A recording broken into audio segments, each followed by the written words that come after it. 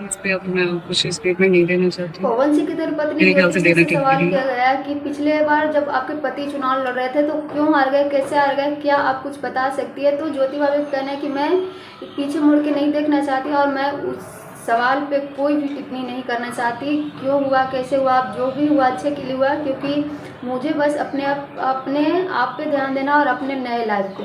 नमस्कार दोस्तों, Radhe Radhe. I hope आप से लोग अच्छे होंगे, मस्त होंगे, स्वस्थ होंगे। अगर चैनल पर नया है तो चैनल सब्सक्राइब करके प्यारा सा लाइक कमेंट जरूर करिए। ज्योति भाभी हर रोज प्रचार करने के लिए निकल रही है और इस उम्मीद में वो खड़ी है, आज भी बैठी हुई है कि पवन सिंह आएंगे, मेरे पति हैं, तो मांग में सिंदूर लगा के अपने पति से दूर रहना एक औरत के लिए कितना ज़्यादा तकलीफ होता है, सिर्फ एक औरत ही समझ सकती है। ज्योति भाभी कहना है कि मेरा दर्द काराकाट के जितनी महिलाएं हैं, लड़की हैं, सबसे ज़्यादा मेरा दर्द को फील कर रही है और समझ रही है, इसीलिए इतना ज़्यादा मुझे सपोर्ट मिल रहा है।